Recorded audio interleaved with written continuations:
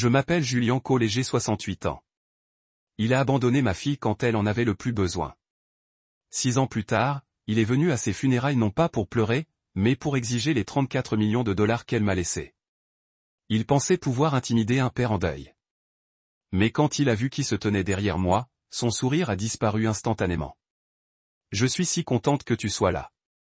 Si vous croyez en la justice pour ceux que nous avons perdus, s'il vous plaît comme cette vidéo et s'abonner et me dire dans les commentaires ci-dessous d'où vous écoutez. Je veux savoir jusqu'où l'histoire d'Anna a voyagé. Moi, Julien Cole, un ingénieur retraité de 68 ans, ne devrais pas être ici. Je devrais être dans ma boutique de bois, peut-être tourner un petit jouet pour un petit-fils que je n'aurai jamais. Au lieu de cela, je suis debout devant un cercueil d'acajou, un luxe froid et poli, regardant le visage de ma fille, Anna. Elle a l'air paisible, mais c'est un morceau irréel. La pièce de la maison funéraire est épaisse avec un silence brisé seulement par des sobs déformés. Pour moi, le chagrin n'est pas une vague. C'est un bloc solide de béton qui a mis dans ma poitrine, aspirant tout l'air dehors. Anna, 35 ans, un génie de l'éthique de l'IA, la fille que j'ai échoué à protéger du monde et à la fin de son propre corps. Le cancer est arrivé trop vite. Pancréatique. Elle s'est battue. Elle l'a combattu de la même manière qu'elle a construit sa société tech éthique à partir de rien. Mais c'était une bataille que la logique et la simple force de volonté ne pouvaient pas gagner. Je sens une main légère sur mon épaule, un vieil ami. Je hoche la tête, incapable de former des mots. J'essaie désespérément de me rappeler à quoi elle sentait. Le mont Vermine et vieux livre. Tout ce que je peux sentir, c'est l'odeur excessive des lies, l'odeur sucrée étouffante de la faim. Et c'est là que je le vois. Il est debout à l'entrée arrière près des portes principales. Il ne ressemble pas à un deuil. Il ressemble à un capital risque qui apprécie un actif nouvellement liquidé. Nathan Reed, 6 ans. Depuis 6 années solides, je n'ai pas eu à voir ce visage, et maintenant il apparaît au seul endroit qu'il ne devrait jamais être. Il porte un costume Tom Ford, un ajustement offensif parfait. Ses cheveux sont éclaboussés. Il ne pleure pas. Ses yeux balaient la pièce, planant sur les partenaires commerciaux d'Anna, devant ses amis d'université, qui pleurent dans les bras de l'autre, et finalement ils m'atterrissent. La colère, chaude et soudaine, me monte la gorge en creusant le bloc de béton. Il n'a pas le droit d'être ici. C'est lui qui a failli détruire ma fille. C'est le fantôme de sa vie, celui dont elle n'a jamais parlé après qu'ils se soient séparés. On n'était plus en forme, papa. Elle me l'avait dit il y a 6 ans, sa voix était terriblement calme. Mais je suis ingénieur. Je suis entraîné à voir des fractures structurelles. Je savais que le calme était un mécanisme de défense. C'est lui qui l'a abandonné tout comme l'éthique technologique faisait face à son premier obstacle financier avant même de débarquer son premier grand investisseur. Il avait pris sa confiance et presque sa carrière avec lui. Je me rappelle les nuits où Anna est rentrée, ses yeux creux, travaillant silencieusement sur mon canapé jusqu'à 3 heures du matin. Il s'est libéré quand elle avait le plus besoin d'un partenaire. Je le surveille maintenant. Il ne bouge pas. Il observe juste. Il calcule. Il évalue la valeur de la pièce. La douleur ici est profonde, tangible. Mais il est à l'abri. Il se tient à part en respirant un autre air. Ma femme Isabelle est morte d'une maladie cardiaque il y a 10 ans. Anna était tout ce qu'il me restait. Et maintenant l'homme qui a déchiré son cœur en morceaux se tient à 50 pieds, me regardant comme un obstacle, un morceau de vieux meuble laissé dans la pièce. Je me force à regarder ailleurs pour me concentrer sur Anna, mais je ne peux pas. Je sens son regard sur mon dos comme un exercice. La ligne des invités commence à s'éclaircir. Un par un, ils viennent me voir. Ils m'attachent la main. Ils murmurent leurs paroles sincères et sans signification. C'était une telle lumière, dit-on. Elle a changé l'industrie, dit une autre. Je hoche la tête. Ma gorge est fermée. Quand il ne reste que quelques amis proches, il commence à bouger. Il ne se dépêche pas. Il pousse ses chaussures chères silencieuses sur le tapis épais. Il ajuste le poignet de sa chemise. Il passe devant la table des photographies montrant la vie d'Anna. Anna a 5 ans sur le vélo rouge que j'avais reconstruit pour elle. Anna est diplômée du MIT avec honneur. Anna a coupé le ruban sur le nouveau bureau d'éthique technique. Il les regarde avec un léger intérêt détaché. Puis il s'arrête directement devant moi. Un sourire faible et presque sympathique touche ses lèvres. Ça me donne envie de le frapper. Julian, dit-il, sa voix est lisse comme de la soie, totalement dépourvue de chagrin. Je suis désolé pour Anna. Je le regarde. Le granit dans ma poitrine est de la glace solide. Je ne dis rien. Elle aurait dû m'appeler. Il continue à regarder le cercueil comme si nous étions de vieux amis en train de discuter d'un inconvénient mineur. Nous avions tellement d'affaires inachevées. Ses yeux rencontrent les miens. Il n'y a pas de tristesse là. Il n'y a que le calcul, une évaluation froide et difficile. Ce n'était pas une visite de condoléances. C'était un geste d'ouverture. C'était le début d'une négociation. Il n'était pas là pour rendre hommage. Il était là pour récupérer. Je peux sentir les yeux des quelques autres personnes dans la pièce sur nous. Il voit un jeune homme beau dans un costume pointu offrant de la sympathie au père en deuil. Il voit une tragédie. Je vois un prédateur. Il abaisse sa voix, se penchant légèrement, un pantomime de confidentialité. Je reste au Four Seasons. On doit vraiment parler, Julian. De préférence avant que les avocats s'impliquent. Il n'a pas changé du tout. La même arrogance, la même hypothèse sous-jacente qu'il est la personne la plus intelligente dans n'importe quelle pièce et que tout le monde est juste un pion à déplacer. Il suppose que mon chagrin m'a rendu faible.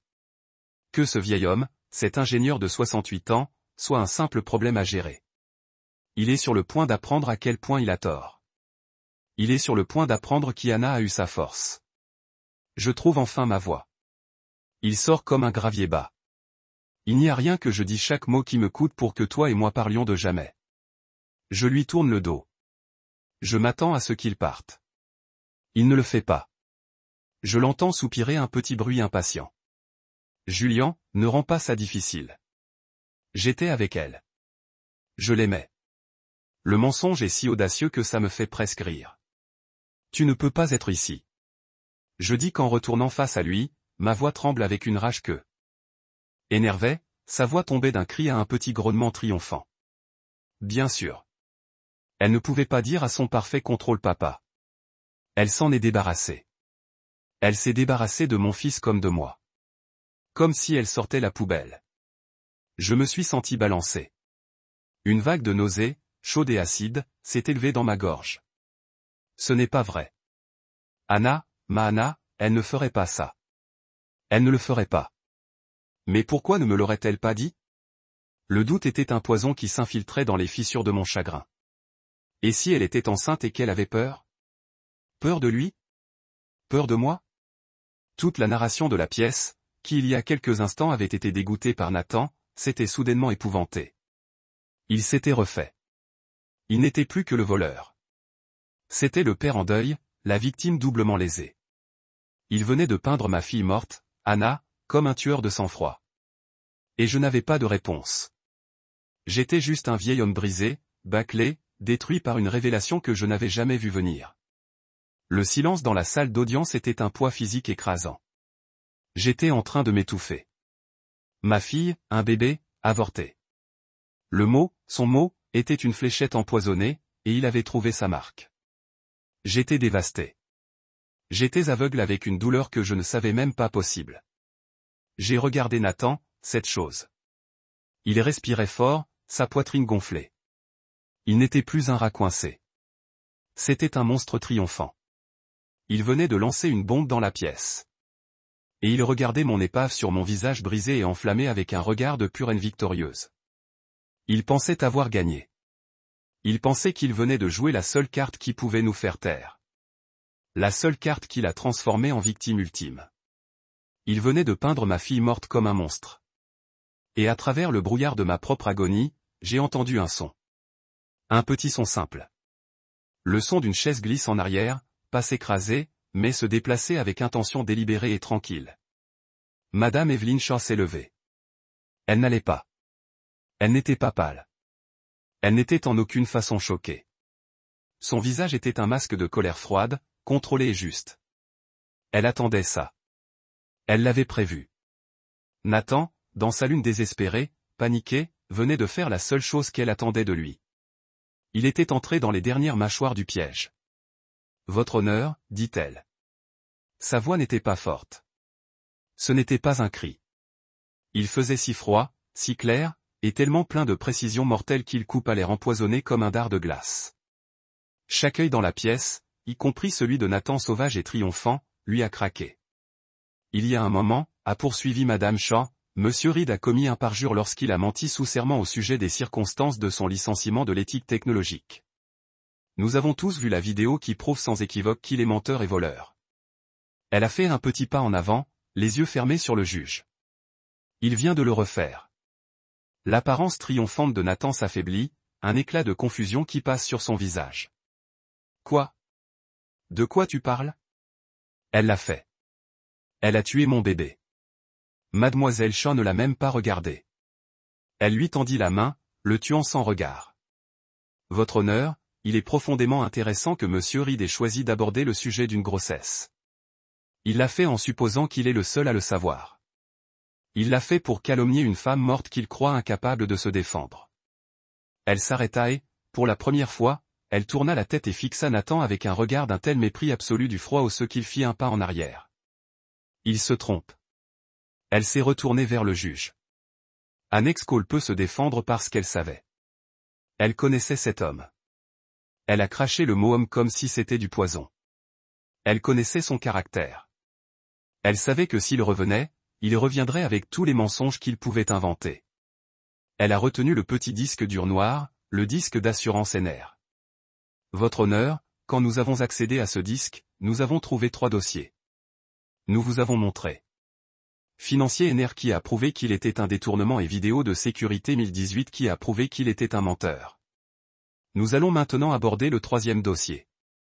Sa voix est tombée et toute la salle d'audience s'est penchée. Le 3e dossier, votre honneur, celui que ma cliente Anna Cole a scellé et étiqueté séparément est intitulé scellé médical. Une gaze a traversé la pièce. L'avocat de Harrison Nathan avait l'air d'être malade. Il fixait Nathan, son visage blanc. Tu ne m'as rien dit. Annex Cole était un génie, a déclaré Madame Shaw, sa voix résonnant avec le pouvoir de la vérité. Elle était méticuleuse. Elle était prête. Elle savait qu'un jour cet homme pourrait utiliser cette tragédie privée sacrée comme arme. Elle nous a laissé la vérité. Pas une histoire, pas un souvenir, mais la preuve. Elle a placé le disque dur dans l'ordinateur du tribunal. Avec l'autorisation du tribunal, j'aimerais introduire le contenu du document médical scellé. Je pense que ce sera le dernier élément de preuve que ce tribunal exige. La chambre du juge était si calme, le seul son était le bruit électrique de l'ordinateur. Il a regardé Mademoiselle Shaw. Continuez, dit-il, sa voix est un peu grave. Montrez-nous le contenu des scellés médicaux. Nathan était gelé. Ses yeux étaient fixés sur le disque dans la main de Madame Shaw. Il respirait dans de petites bouches peu profondes. Il venait de dire le mensonge le plus explosif qu'il pouvait imaginer, seulement pour trouver qu'Anna, de l'extérieur de la tombe, avait une réponse à cela. Comme vous le verrez, votre honneur, Madame Shaw a dit que sa voix n'arrêtait alors qu'elle clique sur le dossier. Il y a 3 documents dans ce dossier. Tous sont des documents officiels certifiés. Elle a ouvert le premier. C'était un PDF numérisé, un dossier patient d'un hôpital. Le premier est un rapport médical de l'hôpital Saint-Jude. La patiente est Anna Isabelle Cole. La date est le 11 octobre 2018. Mon cœur s'est arrêté. C'était le lendemain de la vidéo. Le lendemain de son licenciement. Je vais lire le diagnostic du médecin traitant, a dit Mademoiselle Shaw, et sa voix pour la première fois a eu un léger tremblement de rage contrôlé. Patient présenté aux urgences à 2 heures avec crampes abdominales sévères et hémorragie. Diagnostic, avortement spontané incomplet. Âge gestationnel 10 semaines. Une vague de vertige m'a emporté. J'ai encore saisi la table. 10 semaines. Elle était enceinte. Ma fille était enceinte, un petit enfant. Ma main s'envola vers ma bouche. C'est Nathan. Il avait dit la vérité. Pendant une seconde, la chambre a filé. L'expression de Nathan était une validation malade et tordue. Tu vois, il chuchotait, sa voix craque. Je vous ai dit que je n'avais pas fini, Monsieur Reed. Mademoiselle Shaw a cassé sa voix comme un fouet. C'est le diagnostic, mais ce qui est le plus pertinent est la cause. Elle a cliqué sur le 2e document. Voici les notes complémentaires du médecin traitant, un addenda qu'il était légalement tenu de déposer. Elle lisait de l'écran, sa voix lente et claire, chaque mot un coup de marteau. La patiente était évasive quant à la cause de sa détresse, mais un examen physique a révélé des ecchymoses non temporelles importantes sur les bras supérieurs et l'abdomen droit. Les contusions sont compatibles avec un traumatisme sévère de la force contondante. Traumatisme de force. Les mots n'avaient aucun sens.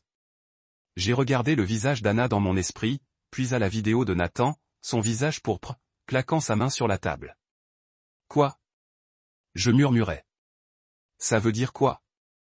Madame Chan m'a tourné le regard, et pour la première fois j'ai vu non pas un avocat, mais une femme remplie d'une terrible et profonde douleur.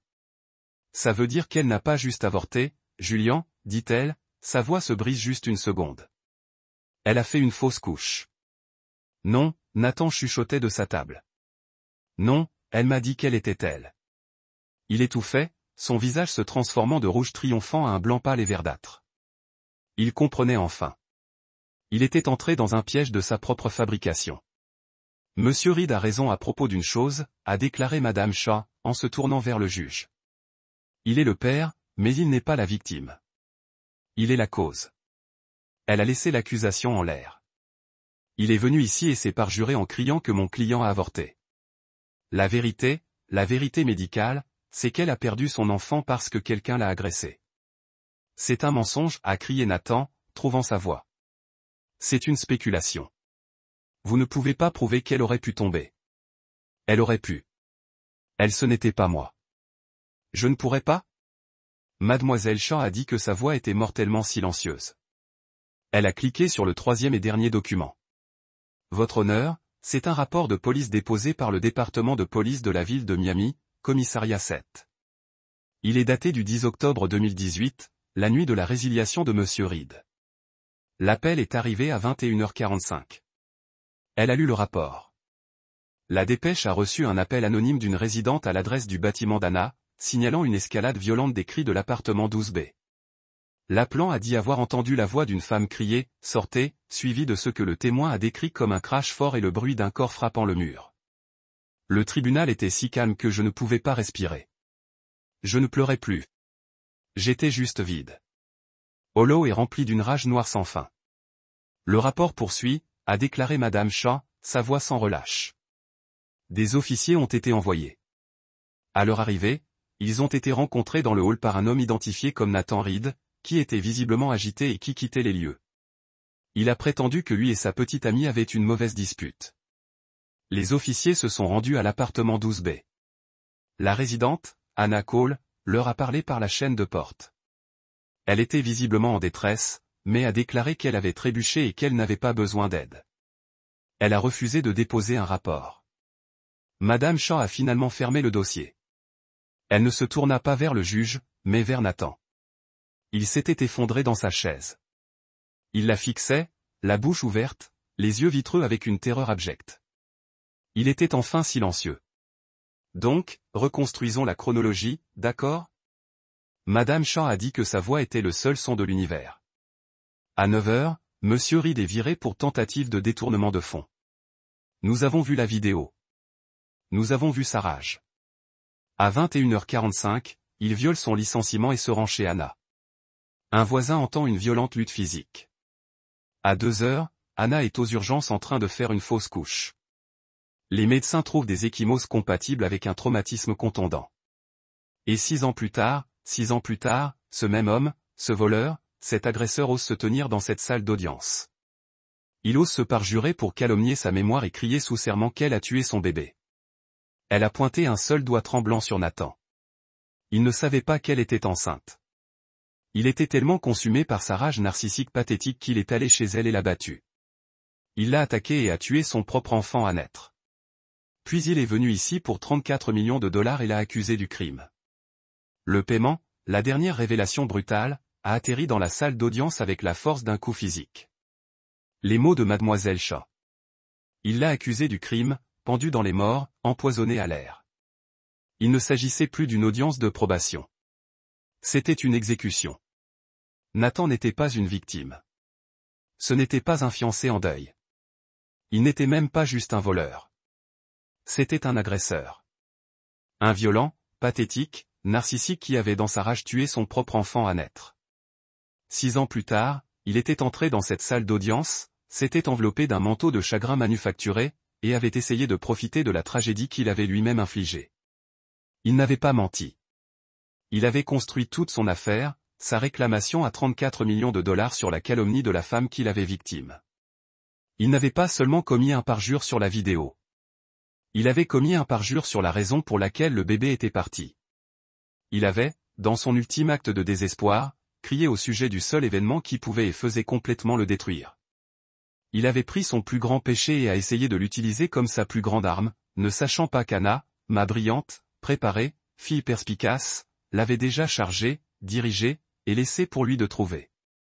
Il venait d'appuyer sur la détente. Je l'ai regardé. Il n'était plus un monstre. C'était juste un homme, un petit homme pathétique et brisé. Il s'était effondré dans sa chaise. Sa bouche était ouverte. Son visage est un blanc verdâtre et grincheux. Il fixait Mademoiselle Shaw, ses yeux vitreux et complètement vides. Il ne restait plus de combat, pas de colère, pas d'arrogance. Il n'y avait rien. C'était une coquille creuse. L'homme qui était entré ici et s'attendait à partir avec une fortune était maintenant vide. Son avocat, Harrison, apprêtait lentement sa mallette en cuir. Il n'a pas regardé son client. Il n'a pas regardé le juge. Il a cassé les fermoirs en laiton. Son visage est un masque de colère professionnelle froide. Il avait été humilié. Sa réputation était en touffe. Tout cela parce qu'il avait cru au mensonge d'un sociopathe. Le piège avait jailli. La police d'assurance du NR venait de payer intégralement. Ce n'était pas pour l'argent. C'était à propos de la vérité. Anna s'était assurée que s'il rampait sous son rocher, il marcherait directement dans la lumière. Et maintenant il l'était. Le silence qui a suivi les derniers mots de Madame Shaw était absolu. C'était un vide, un trou noir qui avait consommé chaque mensonge, chaque murmure, chaque morceau d'oxygène dans la pièce. Nathan était une étoile effondrée. C'était juste un vide qui ne regardait rien. Sa peau un gris translucide cireux. Harrison, son avocat, tenait déjà sa mallette à la main, son visage un masque de rage professionnelle contre son propre client. Il ressemblait à un homme qui voulait incinérer son costume juste pour avoir été dans la même pièce. Et puis le juge a parlé. Sa voix n'était plus le ton bourbier et impartial d'un juriste. C'était la voix d'un homme qui venait de voir quelque chose de vraiment vil. C'était un tonnerre bas. Monsieur Harrison, dit le juge, ses yeux ne quittent pas Nathan. Vous allez vous asseoir. Vous n'êtes pas licencié. Harrison a gelé et avec une réticence visible s'est assis dans sa chaise aussi loin de Nathan qu'il pouvait obtenir. Le juge a tourné son regard comme deux charbons brûlants sur Nathan. Monsieur Reed, en 20 ans sur ce banc, j'ai vu l'avidité. J'ai vu des disputes familiales. J'ai vu le désespoir. Il s'est penché vers l'avant, sa voix a baissé. Mais je ne crois pas que j'ai jamais été témoin d'un tel abus du système judiciaire. Les mots ont frappé comme un coup physique. Les journalistes ont criblé furieusement. Tu es venu dans cette salle d'audience, le juge a continué à se lever avec chaque mot sous la protection sacrée d'un serment. Et vous avez utilisé ce serment pour accomplir, vous avez construit un fantasme. Vous avez menti sur votre relation. Vous avez menti sur votre licenciement. Vous avez menti sur votre implication dans l'éthique technologique. Il a pris la pile de papier de la pétition initiale de Nathan et les a tenus dans l'air comme s'ils étaient un morceau de déchet pourri. Vous avez calomnié une femme morte. Vous avez tenté de tromper son père en deuil. Et vous avez tout fait en tordant une horrible tragédie personnelle. Une tragédie que vous avez infligée à une arme pour votre propre profit financier. Il a jeté les papiers sur son banc. Ils se sont dispersés. La motion d'urgence du pétitionnaire Nathan Reed est rejetée. L'injonction sur la succession d'Anak est immédiatement dissoute. La pétition pour contester le testament est rejetée avec un préjudice extrême. Avec des préjugés extrêmes. Les mots étaient une guillotine légale. Ça voulait dire qu'il ne pouvait plus jamais déposer cette réclamation. C'était fini. Les 34 millions de dollars étaient sûrs. Le testament d'Anna était en fer. Ce tribunal, le juge a conclu, sa voix en plein essor dans la petite pièce. Trouve que toute votre revendication est frauduleuse, frivole, et un acte de mauvaise foi malveillante profonde. Il a pris son gavel. Il a regardé devant Nathan, m'a passé à l'arrière de la pièce, et il n'a pas regardé ailleurs. Le juge n'avait pas encore touché le bois. Il avait rejeté l'affaire. L'affaire civile était terminée. L'argent était en sécurité. Mais Evelyn Shaw n'était pas finie. Elle ne s'est pas assise. Elle n'a pas emballé sa mallette. Elle ne m'a même pas regardé.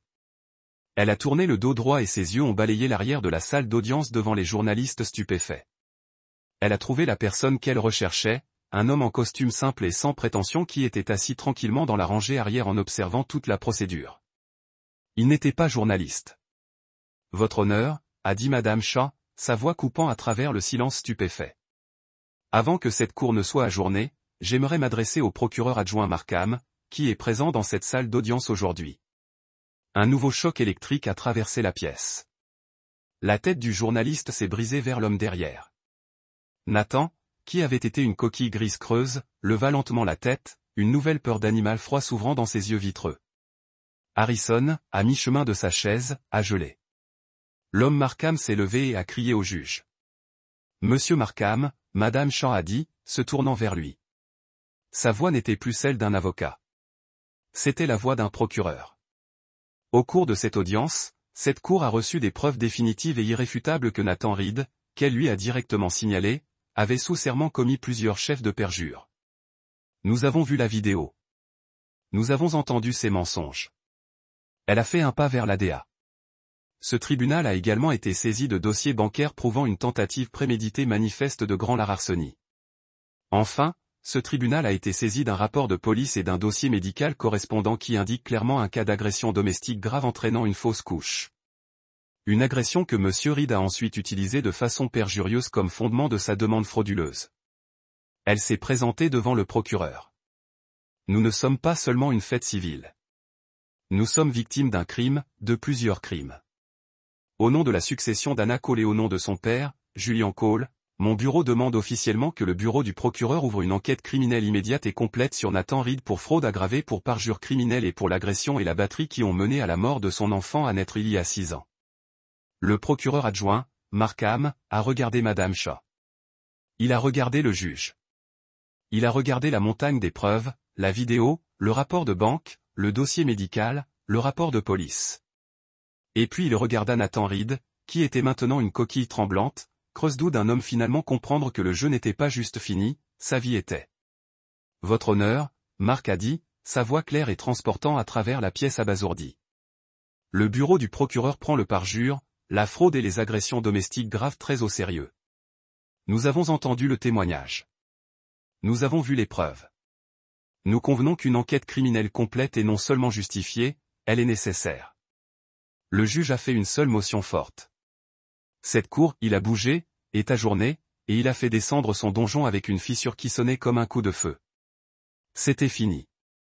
Mais ce n'était pas le cas. Nathan était toujours assis catatonique alors que les gens commençaient à bouger. Harrison, son avocat, était parti. Il avait glissé hors de la salle d'audience comme un serpent qui lui avait arraché la peau, ne voulant pas faire partie des retombées criminelles. Les journalistes étaient sur leurs pieds, brouillant pour la sortie, désespérés d'être les premiers à rompre l'histoire. Mais 2 policiers en uniforme, qui se tenaient discrètement près de la porte, se déplaçaient maintenant dans la salle d'audience, pas en dehors. Ils marchaient calmement, délibérément, sous la conduite d'Ada Markham. Ils m'ont dépassé. Ils ont passé Madame Shaw. Et ils ont arrêté un de chaque côté de la chaise de Nathan Reed. Nathan Reed, dit Markham, sa voix n'est plus pour le tribunal, mais pour le criminel. Nathan regarda en haut, les yeux vitreux et incompréhensifs. Il ressemblait à un homme qui se réveillait d'un rêve, pour se retrouver dans un cauchemar. Vous êtes en état d'arrestation pour suspicion de parjure et de fraude aggravée. Un des officiers a tiré les mains de Nathan dans le dos. Nathan n'a pas résisté. Il était désossé. Il était vide. L'officier a produit 2 menottes. Cliquez. Cliquez. Le son métallique aigu des menottes se fermant en place était la chose la plus forte que j'ai jamais entendue. C'était le bruit du piège qui s'est arrêté. C'était le son de la victoire parfaite et méticuleuse de ma fille. Il était venu dans cette salle pour prendre 34 millions de dollars. Il partait en menottes. Il pensait qu'il déconnait avec un père de 68 ans en deuil. Il pensait que j'étais faible. Il pensait que j'étais vieux. Il pensait que j'étais stupide. Il s'est trompé de père. Mais plus encore, il s'était trompé de fille. Il avait sous-estimé la brillante, clairvoyante, incassable femme qu'il avait essayé de détruire. Et elle, de l'autre côté de la tombe, venait de rendre son jugement parfait. Je suis sorti de la salle d'audience, et pour la première fois dans ce qui me semblait être une vie, je pouvais respirer. L'air dans le couloir, cependant, encore inexistant et recyclé, se sentait propre. Monsieur Shaw était à mes côtés. Elle n'a pas dit félicitations. Elle n'a pas dit qu'on avait gagné. Elle vient de marcher avec moi, une présence silencieuse et régulière. On a pris l'ascenseur dans le même silence. Quand nous sommes sortis dans le soleil éclatant de la ville, elle s'est finalement tournée vers moi. Son visage, qui avait été un masque de fer et d'acier pendant 2 jours, était doux. La tristesse était revenue à ses yeux. « Julian, dit-elle, il y a une dernière chose. On est rentré chez Anna. » Le silence dans la voiture était lourd, mais différent. Ce n'était pas le silence de la tension. C'était le silence d'une fin, d'une histoire qui avait finalement été racontée brutalement. Nous sommes montés dans l'ascenseur, mon pouce nous donnant accès, un droit que Nathan n'aurait jamais eu. L'appartement était comme nous l'avions laissé. L'ordinateur était toujours sur la table basse. Le dossier d'assurance NR était toujours ouvert à l'écran. Ces 3 sous-dossiers sombres témoignent de la bataille que nous venons de gagner. Evelyne, j'ai commencé ma voix. Je ne sais pas comment vous remercier pour ce que vous avez fait. Pourquoi, Anna? Anna a tout fait. Julian, elle m'a dit de me couper doucement. J'étais juste l'exécutif dans tous les sens du mot. Elle a pointé vers l'écran. Ce n'était pas aux 3 dossiers. C'était dans un seul fichier séparé dans le répertoire principal, un simple document texte. Je ne l'avais même pas remarqué avant. Le dossier a été nommé pour papa.txt. Mon cœur qui venait de commencer à battre s'empare normalement de ma poitrine. Ce n'était pas pour le tribunal. Ce n'était pas pour les avocats. C'était pour moi. Ma main tremblait. J'avais fait face à la vidéo. J'avais fait face au rapport de police. J'avais fait face au monstre. Maintenant, je devais faire face à ma fille. Mademoiselle Shaw a vu ma main trembler. Elle a fait un petit signe de compréhension. Je vais faire du thé, elle a dit tranquillement, et elle s'est retirée à la cuisine, me donnant l'intimité que je ne savais même pas comment demander. Je me suis assis sur le canapé. J'ai regardé le nom du dossier pour papa. C'était la dernière chose qu'elle me dirait. Je l'ai cliqué. Le fichier s'est ouvert. C'était une lettre. Papa, ça a commencé. Si vous lisez ceci, cela signifie que le pire est arrivé. Ça veut dire que je suis parti et ça veut dire qu'il est revenu. Je suis désolé. Je suis tellement désolé, papa, que tu dois traverser ça. Je suis désolé pour la douleur qui vous cause. J'ai senti mes yeux brûler les larmes que j'avais refusé de verser au tribunal, maintenant brouiller ses paroles. Je le savais, la lettre continuait. Je connaissais son narcissisme. Je connaissais son ego. Il ne pouvait pas supporter que j'avais réussi sans lui. Je savais que si je partais, il verrait ma mort non pas comme une tragédie, mais comme une opportunité, un salaire. Il rampait sous son rocher et essayait de tout prendre comme il l'a essayé au début. Il ne m'a jamais compris. Il a toujours pensé que j'étais juste un codeur naïf. Il n'a jamais compris que j'étais votre fille. Que je suis un ingénieur comme vous. Je ne construis pas que des choses. Je construis des imprévus. La conduite d'assurance NR. Ce n'était jamais pour moi, papa. Je n'en avais pas besoin. Je savais la vérité. C'était pour toi. C'était une arme que j'ai dû laisser derrière moi. Une seule arme que tu pouvais trouver. Je devais te protéger. Je ne pouvais pas te laisser sans défense contre lui. Je savais qu'il mentirait. Je savais qu'il changerait tout. Je savais même qu'il pourrait élever le bébé. Mon souffle s'est serré. Ma main m'a couvert la bouche. Je suis désolé de ne pas t'avoir dit, elle a écrit. Je ne pouvais pas faire ça pour moi. Quand il a fait ça, il a cassé quelque chose en moi.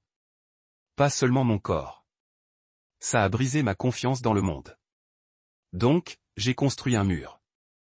J'ai mis la vérité dans ce dossier. Je l'ai enfermé. Je ne vous l'ai pas dit parce que je ne supportais pas de voir cette douleur dans vos yeux. S'il vous plaît, pardonnez-moi de ne pas vous avoir laissé entrer. Je devais survivre. J'étais en train de pleurer, ouvertement en sanglotant dans mon corps de 68 ans. Je vous pardonne, j'ai chuchoté dans la chambre vide. Je vous pardonne. Mais maintenant, la lettre a continué. L'argent, les 34 millions. Ce n'est pas pour toi, papa. C'est pour toi, mais ce n'est pas à toi de t'asseoir. Ce n'est pas un fonds de retraite. C'est un but. J'ai essuyé mes yeux en essayant de me concentrer. Un but. Cet argent est une semence, papa. C'est la semence de la fondation Isabelle et Anna Cole. J'ai laissé tout le travail à Evelyne. Je veux que tu le construises. Toi, papa, mon ingénieur, mon constructeur. Je veux que vous construisiez une fondation qui offre une aide juridique, un soutien financier et un logement sûr et sécuritaire aux victimes d'abus domestiques et financiers. Pour toutes les autres femmes et hommes qui se font piéger. Pour tous ceux qui pensent qu'ils doivent affronter un monstre seul. Il m'a pris mon enfant, papa. Mais avec ça, avec vous, nous pouvons sauver des milliers d'autres. On peut leur donner la seule chose que j'ai dû construire pour moi. Une forteresse, une sortie. J'ai fini la lettre. Je me suis assis sur son canapé dans son appartement silencieux. Le chagrin était toujours là. C'était une montagne. Ça ne bougerait jamais. Je vivrais dans son ombre pour le reste de ma vie. Mais je n'ai plus été enterré par elle. J'ai regardé mes mains, mes vieilles mains d'ingénieur. Ils avaient construit des ponts. Ils avaient construit des systèmes. Maintenant ils avaient une dernière chose à construire. J'avais perdu ma fille. J'avais perdu mon petit-fils. Mais je venais de trouver ma dernière mission. Je n'étais plus qu'un père en deuil. Je n'étais plus qu'un ingénieur retraité. J'étais le constructeur de l'héritage d'Anna. Et l'ordre avait enfin été rétabli.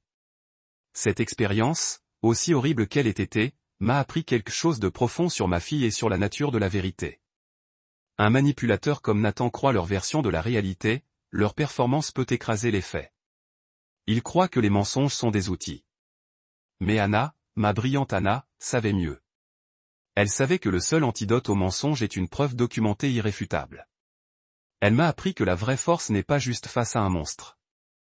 Il s'agit de construire méticuleusement la cage pour lui bien avant qu'il n'apparaisse. La vérité, quand elle est armée par la préparation, est la justice ultime.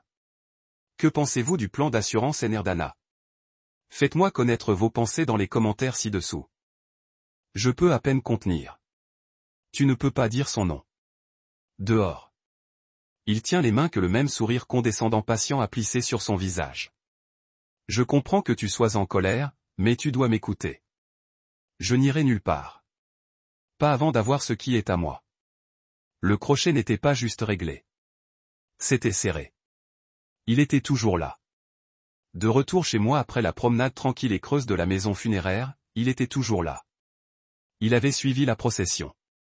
La plupart des invités, les vrais amis, les collègues qui respectaient Anna, avaient la décence de garder leurs condoléances brèves. Il déposait une casserole, murmurait quelques mots, et me laissait à mon chagrin. La maison était enfin vide. L'odeur oppressive des lies avait été remplacée par l'odeur de ziti cuit et de café steak. J'étais debout dans le couloir, la main sur le brancard, je comptais monter et verrouiller la porte. C'est là qu'il m'a coincé. Il a déménagé du salon où il avait mangé un sandwich sans vergogne et bloqué mon chemin vers les escaliers. Son assiette était vide. Ses yeux ne l'étaient pas Julien, il a encore dit ce même ton infurieusement calme. La prétention de sympathie a disparu. Maintenant c'était juste des affaires. Je ne partirai pas avant de parler. Je l'ai regardé, l'audace nue d'en envahir aujourd'hui, ma maison, mon chagrin, avec son propre agenda égoïste. Monsieur Reed, j'ai dit que ma voix était dangereusement basse. Vous avez 5 secondes pour sortir de chez moi avant que j'appelle la police. Il n'a pas flippé.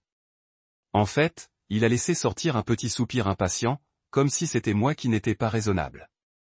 Allez-y, dit-il, en braquant son costume de Tom Ford. Appelez-les. Ça facilitera le travail de l'avocat. Il établit un modèle d'hostilité. Je le regardais, mon esprit luttant pour traiter les mots. Motif d'hostilité. De quoi tu parles? J'ai dit. Ce n'était pas une question. C'était une demande. Il se pencha contre le mur. Casual propriétaire. Ça a fait ramper ma peau.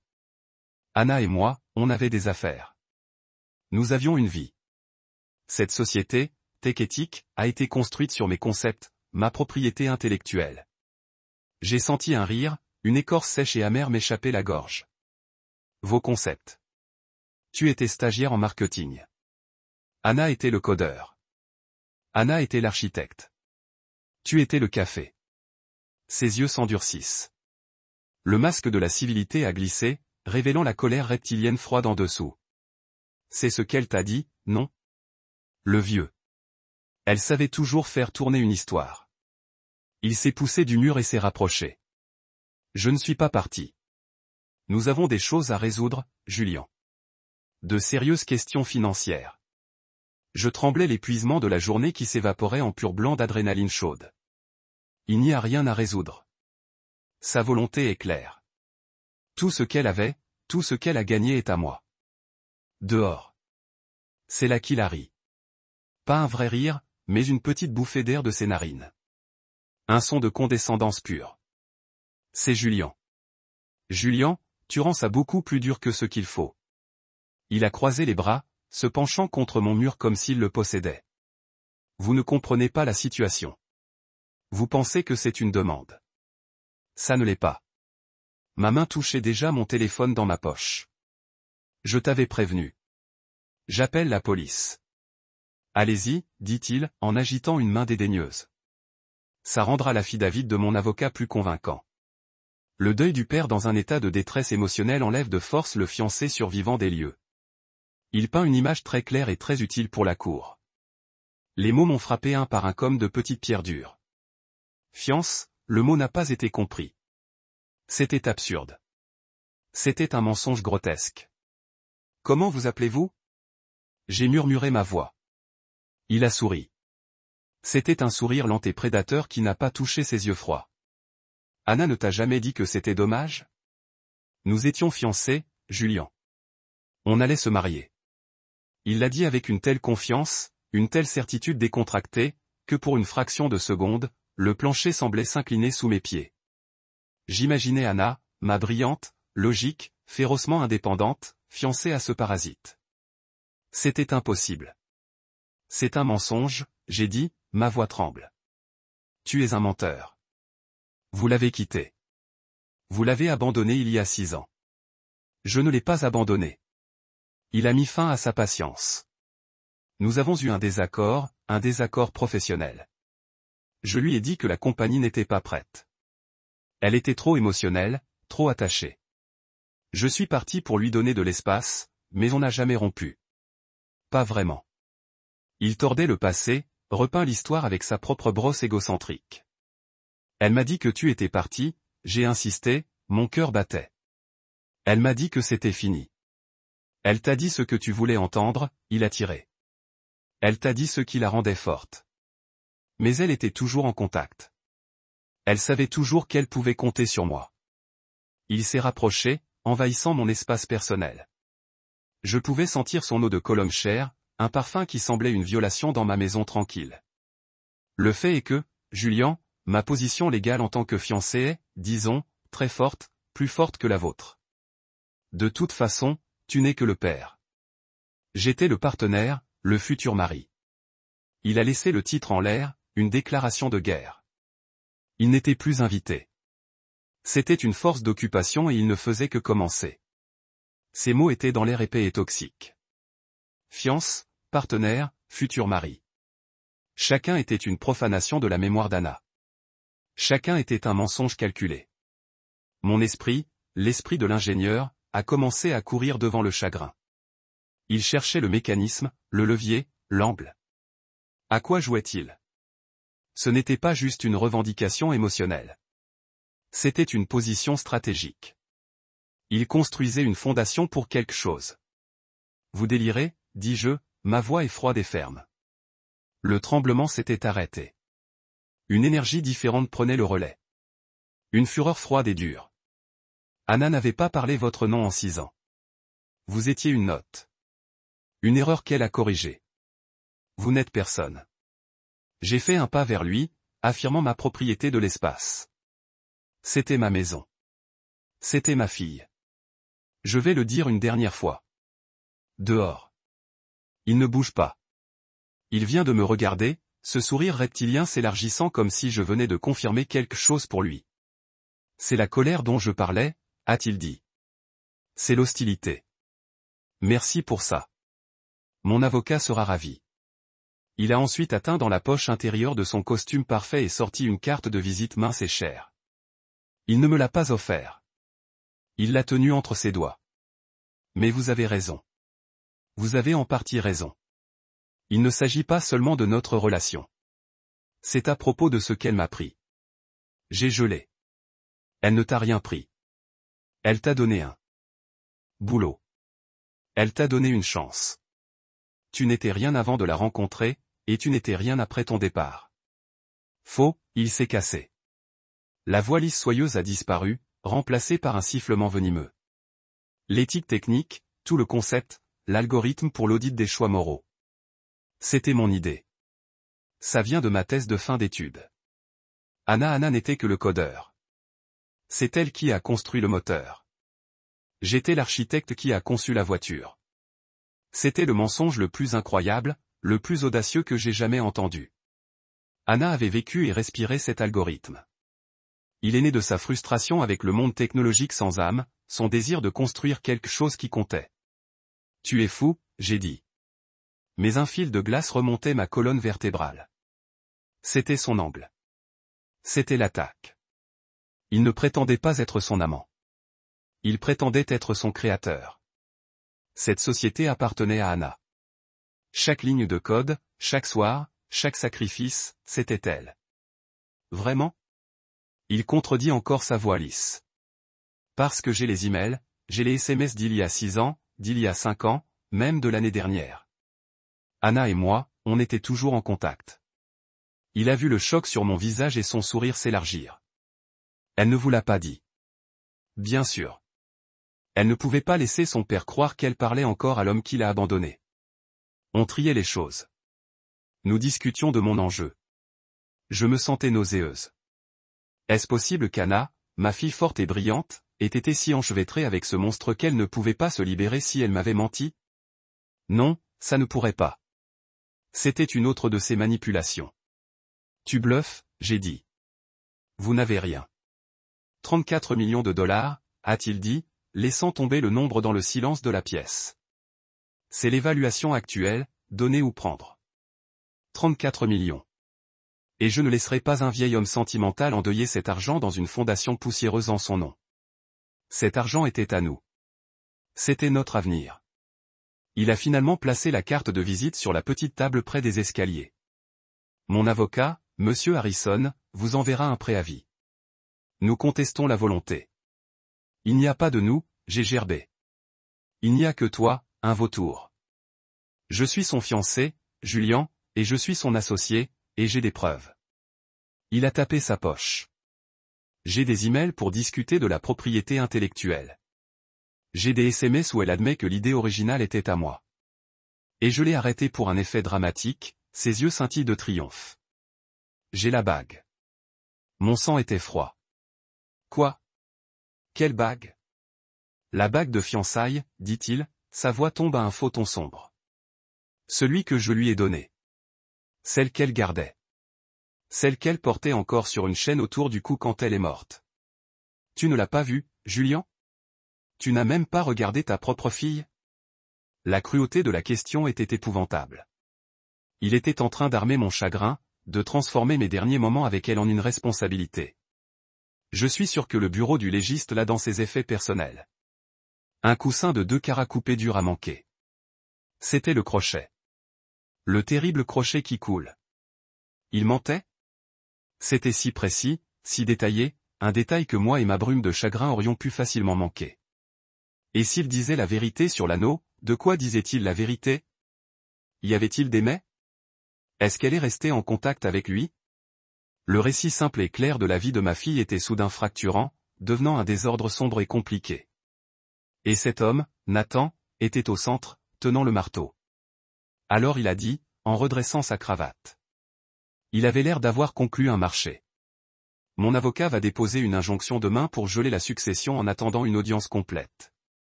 Je vous conseille de ne pas essayer de déplacer de biens.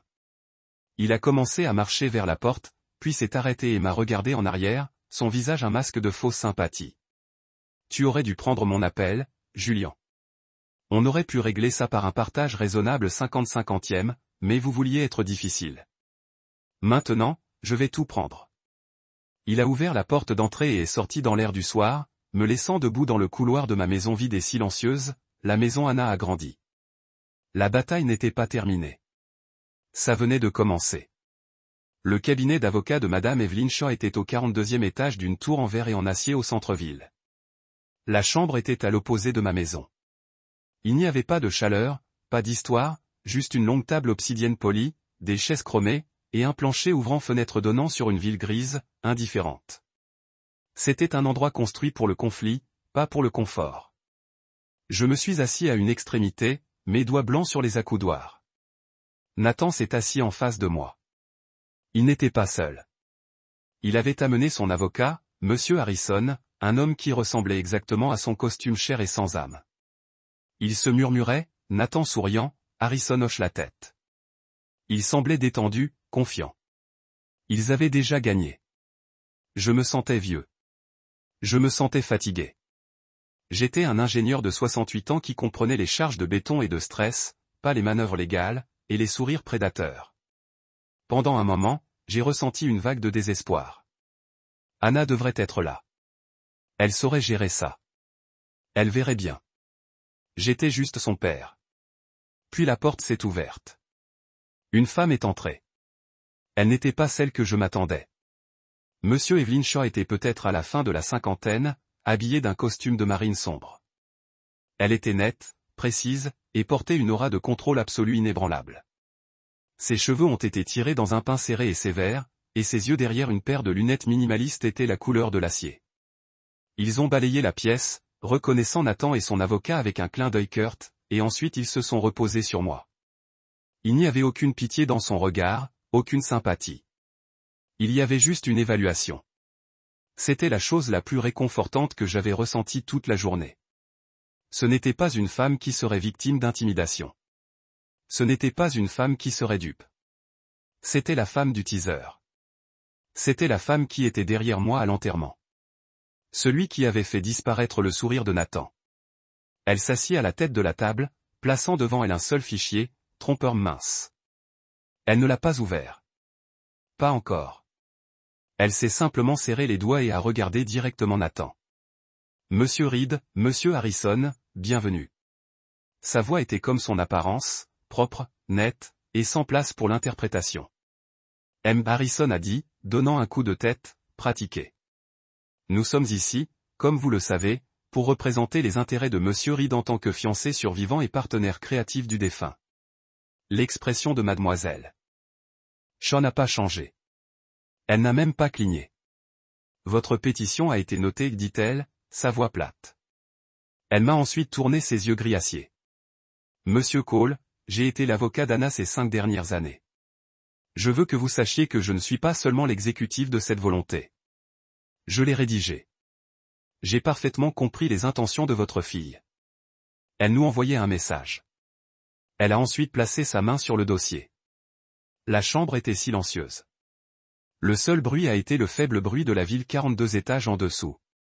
Nathan s'est penché vers l'avant, son sourire en place, prêt à entendre l'offre d'ouverture. Il pensait savoir ce qui allait arriver. Il avait tort. Madame Shaw a soigneusement posé ses lunettes sur son nez. Elle a ouvert le simple fichier mince. Il ne contenait que 2 pages. C'est le dernier testament d'Anna Isabel Cole. Il a été exécuté et déposé auprès de mon bureau le 11 octobre de cette année, il y a moins de 30 jours. Mon souffle m'a pris dans la gorge. Tellement récent. Elle avait fait ça depuis son lit d'hôpital. Elle savait. Elle savait qu'elle était mourante et qu'elle préparait ses défenses. L'avocat de Nathan, Harrison, s'est déplacé dans sa chaise, sa propre plaque légale jaune prête. Il s'attendait clairement à un document compliqué, quelque chose d'ancien, quelque chose plein d'ambiguïté et d'échappatoire qu'il a été payé pour exploiter. Je vais lire la clause béquatale pertinente. Mademoiselle Shaw a continué à couper la voix dans l'air stérile. C'est la section 3. Je vais le lire dans son intégralité. Elle n'a pas levé les yeux. Elle a simplement lu sa voix, un monotone juridique plat et un instrument de fait. Section 3, disposition des biens. Je, Anna Isabelle Cole, étant saine d'esprit et de corps, déclare par la présente que tous mes biens, avoirs et avoirs financiers, tant réels qu'intangibles. Elle s'est arrêtée les yeux en scrutant la page, y compris, mais sans illimité, ma participation à 100% dans Tech Ethic Incorporated, avec une évaluation actuelle de 34,2 millions de dollars. Nathan se pencha légèrement vers l'avant. Son sourire épouvantable était encore plâtré sur son visage, mais ses yeux étaient fixés sur elle brillante et gourmande. Il attendait son nom. Il attendait le codicille, l'amendement, l'article qui le laisserait entrer. Harrison avait son stylo cher sur son tapis, prêt à prendre des notes, prêt à trouver la faiblesse. Madame Shaw a continué, sa voix aussi stable et froide qu'un scalpel de chirurgien. Tout ça, je lègue à mon père, Julian Cole. Les mots ont atterri sur la table obsidienne avec la finalité d'une grève de gavle. Juste comme ça, propre, brutal, absolu. Le stylo de Harrison a cessé de bouger en mi-temps. Il regarda lentement de son paillasson, son front sillonné dans une véritable confusion. Il a regardé Nathan. Le sourire de Nathan n'a pas disparu. Il a gelé, craqué, puis s'est effondré. Un masque d'incrédulité brute et de rage l'est soudain l'a remplacé. Quoi? Nathan respira le mot, une expiration forte et involontaire. C'est tout. Lisez le reste. Il n'y a rien d'autre. Madame Shaw leva lentement le regard de la page, ses yeux gris acier rencontrant son par-dessus le bord de ses lunettes. C'est l'intégralité de la section 3, Monsieur Reed. Le reste du document concerne les arrangements funéraires et le nom de moi-même comme cadre. Aucun autre bénéficiaire n'est nommé. Le document est signé, témoin, notarié et légalement revêtu de fer. Votre cliente, a-t-elle dit, n'est mentionnée nulle part dans ce document. Le silence qui suivit était plus lourd et plus froid que n'importe quel autre que j'avais jamais connu. Le premier geste avait été fait, et c'était celui d'Anna d'au-delà de la tombe. Avant même que je puisse traiter la victoire, l'avocat de Harrison Nathan s'est débarrassé de sa gorge, un bruit professionnel aigu qui a tranché à travers la tension. M. Shaw, dit-il, sa voix, un baryton lisse et pratiqué. Bien que nous apprécions votre diligence, mon client, Monsieur Reed, conteste officiellement la validité de ce document. Il a dit le mot document comme si c'était un morceau de poubelle. Il a été clairement signé sous la contrainte ou l'influence indue de Monsieur Cole à un moment où la personne décédée n'était pas saine d'esprit. Anna était parfaitement lucide jusqu'à la fin. J'ai poussé les mots à m'échapper avant de pouvoir les arrêter. Exactement le genre d'hostilité que j'ai mentionné. Nathan interjecta sa voix épaisse avec une fausse douleur. Il regarda Madame Shaw, ses yeux larges et plaidoiries. Il essaie de l'empoisonner contre moi depuis des années. Il ne supportait pas qu'elle m'aimait, qu'on construise sa compagnie. Harrison a levé la main, éteignant son client. Ce que veut dire ma cliente, Madame Shaw, c'est que nous avons d'importantes preuves d'un partenariat romantique et professionnel de longue date. Il a ouvert une mallette en cuir vierge et sorti une pile de documents. Il a glissé quelques objets sur la table obsidienne. La première était une photographie. C'était Anna et Nathan, il y a 6 ou 7 ans, clignant des verres de champagne à la caméra. C'était avant qu'ils ne la brisent. Pièce A, Harrison a dit. Une célébration de leur fiançailles il y a 6 ans.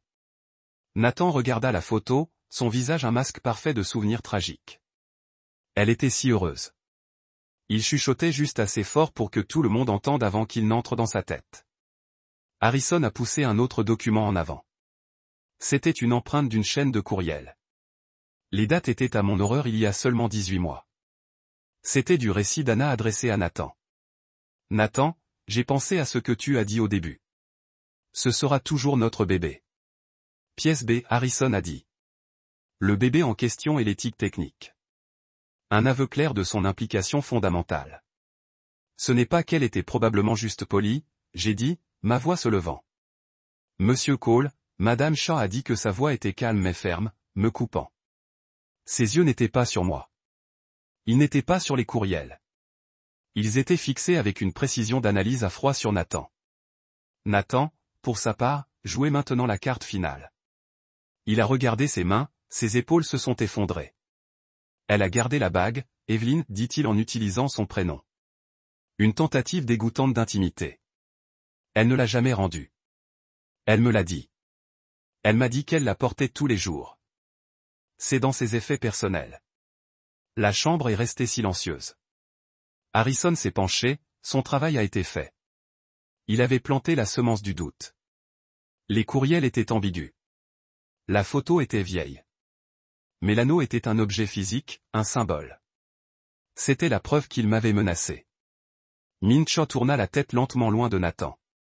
Elle a regardé devant les avocats, devant les preuves tordues, et a fixé ses yeux gris acier directement sur moi. « Julienne, dit-elle, sa voix dépourvue d'émotion. Tu sais quelque chose. Sur cette bague de fiançailles ? J'ai regardé Mademoiselle Shaw. Ses yeux gris acier étaient fermés sur moi, exigeant une réponse. La bague ? Je savais pour la bague ? Le silence dans la pièce était absolu. Nathan et son avocat m'ont regardé. Leurs expressions sont un mélange de pitié et de triomphe prédateur. J'ai senti un flash de panique. J'ai essayé de me souvenir de l'hôpital, ces derniers jours. Sa main fragile dans la mienne. Y avait-il une chaîne que je ne pouvais pas voir au-delà des tubes, des 4, l'odeur malsaine d'antiseptique ? Mon esprit était un brouillard de chagrin. Je ne sais pas. J'ai étouffé, la dégustation d'admission comme des cendres dans ma bouche. Je n'ai jamais vu. Nathan a laissé sortir un petit soupir tranchant, un bruit de douleur fabriqué. Il ne l'a jamais vu, Evelyne.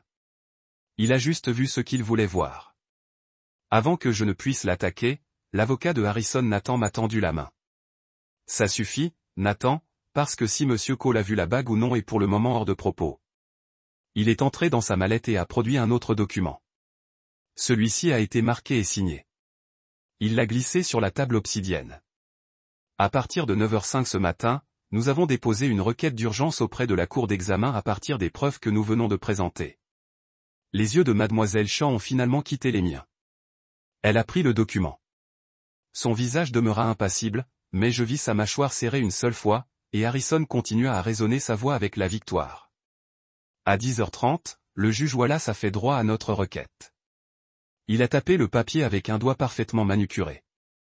C'est une injonction temporaire. Un gel complet de la propriété d'Anna Cole. La pièce s'inclinait. J'ai pris les accoudoirs. Quoi ? Ça veut dire quoi ? Harrison m'a regardé, ses yeux froids et dépourvus d'émotion. Cela signifie que vous ne pouvez pas toucher un seul dollar de ces 34 millions. Tu ne peux pas vendre ces actions. Vous ne pouvez pas accéder à ces comptes bancaires. Vous ne pouvez même pas payer ces factures médicales impayées de la succession. Cet argent, notre argent, est officiellement gelé jusqu'à ce qu'un juge puisse entendre notre plainte complète. Il l'avait fait. Nathan l'avait fait. Son paquet de mensonges, ses emails ambigus, ses vieilles photos, tout était juste assez plausible. Il suffisait de convaincre un juge de fermer la porte en acier. J'étais le bénéficiaire d'une succession de 34 millions de dollars, et à ce moment-là, j'étais impuissant. Je n'ai pas pu accéder à un seul parfum de l'héritage de ma fille. Nathan s'appuya sur sa chaise, le sourire rassasié, content de revenir à son visage. Il avait gagné le premier tour. Il avait tiré le premier sang. Il m'avait peint avec succès comme le vieil homme hostile, et il avait pris le contrôle. La colère dans ma poitrine n'était plus un flash chaud. C'était un objet froid, dur et dense. Il gagnait. Nathan et son avocat se sont levés. Harrison a glissé ses documents dans sa mallette. Nathan a ajusté sa cravate, son visage rayonnant de la satisfaction d'une bataille gagnée. Il ne me regardait pas avec haine, mais avec une pitié dédaigneuse qui était bien pire. Il m'a vu comme une relique, un triste vieil homme qui venait d'être exaucé. Il pensait que le jeu était fini. Il pensait m'avoir. Ils étaient debout dans le bureau stérile de la haute tour, maîtres de leur univers de papier et de procédure. Je ne me suis pas levé. Je n'ai pas crié. Je ne leur ai pas donné la satisfaction de voir ma rage ou mon désespoir. Je me suis simplement assis là. Je suis devenu silencieux. La fureur froide et dure dans ma poitrine n'était pas partie. Il cristallisait. Il s'est solidifié d'un état émotionnel désordonné en quelque chose de dur, dense et utile. L'esprit d'un ingénieur ne voit pas seulement des problèmes. Il voit les systèmes. Il voit des murs porteurs et des points faibles. Et alors que Nathan et son avocat se rendaient à la porte, mon esprit de 68 ans ingénieur, a finalement poussé au-delà du brouillard de la douleur et a commencé à travailler. Je me suis souvenu d'Anna, pas de la fille malade dans le lit de l'hôpital, mais de la brillante femme concentrée qui a construit une entreprise de 34 millions de dollars à partir de rien. C'était une femme qui traitait des faits, une femme qui construisait des pare-feux, une femme qui comprenait mieux que quiconque que les monstres étaient réels. Elle avait déjà traité avec Nathan. Elle savait exactement qui il était. Et puis ça m'a frappé. Un souvenir, une conversation d'il y a environ un an quand on dînait. Elle avait parlé d'une tentative de prise de contrôle hostile par un concurrent. Tu ne peux pas juste faire confiance aux nuages, papa, elle avait dit, tourbillonnant la glace dans son verre. On ne peut pas faire confiance au numérique. Tu as toujours besoin d'une copie papier. Vous avez toujours besoin d'un trou d'air. Vous avez toujours besoin d'un plan d'urgence. J'ai levé les yeux. Nathan et Harrison étaient à la porte, secouant la main de Miss Shaw, un pantomime grotesque de professionnalisme. Attendez, dis-je. Ma voix était basse, mais elle a traversé la pièce. Nathan et son avocat s'arrêtèrent, se retournant. Nathan avait l'air ennuyé, comme si j'étais une fin lâche, il avait oublié de lier. Je les ai ignorés. Je n'ai regardé que Madame Shaw. Ses yeux gris acier ont rencontré les miens. Le masque de l'avocat impassible était toujours là, mais j'ai vu autre chose derrière. Elle attendait. M. Shaw, ai-je dit, ma voix est claire et stable pour la première fois depuis des jours. Vous avez dit être l'avocat d'Anna pendant 5 ans. A-t-elle mentionné ses archives privées? Harrison s'est moqué. Toutes les archives numériques sont bloquées par l'injonction, Monsieur Cole. J'ai continué à regarder seulement Madame Shaw. Pas un numérique, un physique, un serveur sans fil hors ligne qu'elle gardait dans son appartement. Elle était parano sur la sécurité. Elle était parano à son sujet. Le sourire de Nathan a fauché une fraction. Elle l'a appelé, j'ai dit, la mémoire devenant parfaitement claire son plan d'urgence. Dès que Harrison et Nathan sont partis, Madame Shaw était déjà au téléphone. J'appelle le directeur de l'immeuble d'Anna. Nous y allons maintenant. La voix de Harrison résonnait encore dans mes oreilles. Un gel complet de la propriété. Ils avaient fermé les portes, pensant que le trésor était à l'intérieur. Ils ne savaient pas que l'arme était ailleurs. L'appartement d'Anna était dans un immeuble moderne et élégant à South Beach. C'était minimaliste, propre et une forteresse. Le portier, un homme du nom de Miguel, qu'Anna parlait toujours de tendrement, semblait soulagé de me voir. Monsieur Cole, Dieu merci. Je suis désolé pour Anna. C'était une femme merveilleuse. Ses yeux dardaient nerveusement vers la rue. Monsieur, je dois vous dire que cet autre homme, Nathan, était déjà là. Mon sang était froid. Quand ce matin avant les funérailles, Miguel a dit son visage serré avec désapprobation. Il est venu, m'a dit qu'il était son fiancé, a dit qu'il devait monter pour obtenir un costume pour le service. Il était très doux, mais Miguel pointait vers le clavier de l'ascenseur. Mademoiselle, le système d'Anna, il nécessite une clé fob et une thumbprint biométrique. Son fob a été nié. Le système l'a signalé. Il était très en colère. Il a dit qu'il serait de retour avec une ordonnance du tribunal. Je lui ai dit que je ne pouvais pas l'aider sans votre autorisation. Il préparait ça depuis des jours. L'injonction n'était pas sa décision d'ouverture. C'était sa seconde. La première a essayé d'entrer ici. À quoi? Les preuves de la plante volent quelque chose. Shaw m'a regardé. Julian, montons. L'appartement était silencieux. Ça sentait toujours comme sa vermine au citron et quelque chose d'électrique comme de nouveaux ordinateurs. C'était très soigné. Toute sa vie parfaitement organisée, attendant qu'elle revienne. Où Julian Chimichan a demandé, sa voix douce mais urgente. Où garderait-elle un serveur hors ligne? Je ne suis pas allé dans son bureau. Je suis allé dans son placard. Anna était comme moi. Nous étions ingénieurs. On aimait les compartiments cachés. Derrière un faux panneau à l'arrière de son placard, celui que je l'avais aidé à installer, était un petit coffre-fort numérique ignifugé. J'ai entré le code, pas son anniversaire, mais notre code, la date de décès de Isabelle, ma femme. 08 à 14 2015. Le coffre s'ouvre. Il n'y avait pas de bijoux, pas de paquet d'argent, juste un seul disque dur noir. C'était lourd dans ma main. C'était dense, significatif. Je l'ai apporté au salon.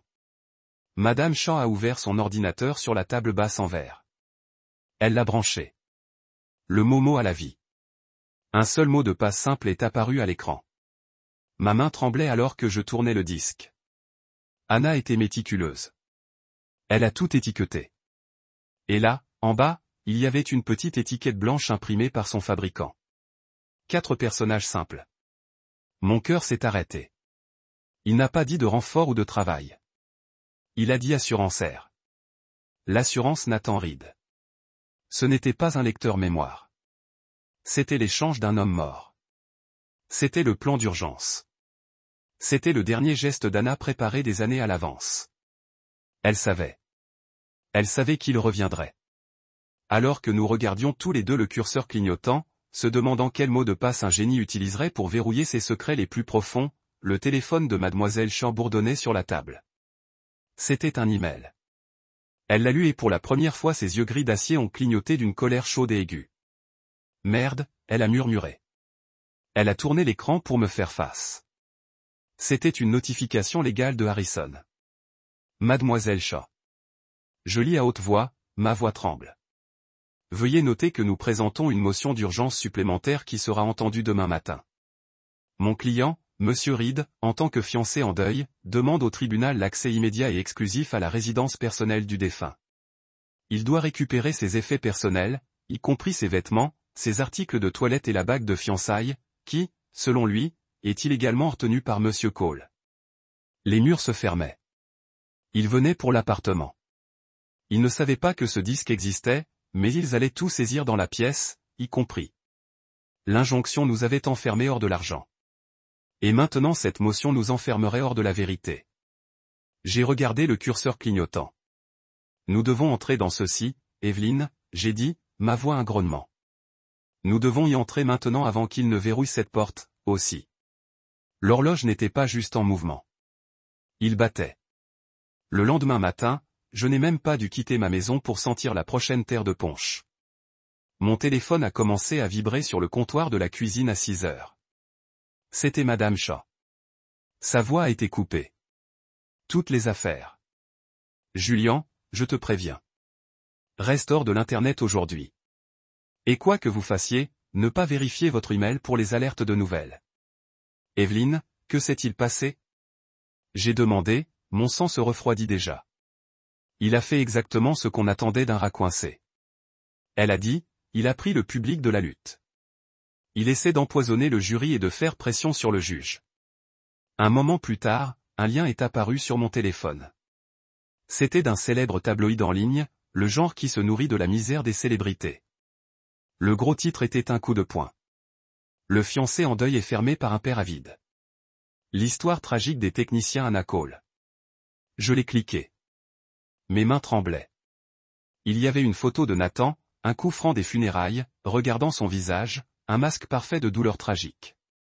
À côté d'une photo grincheuse et peu flatteuse de moi d'il y a des années pris à mi-sens lors d'une réunion du conseil de zonage, mon visage tordu dans ce qui ressemblait à de la colère.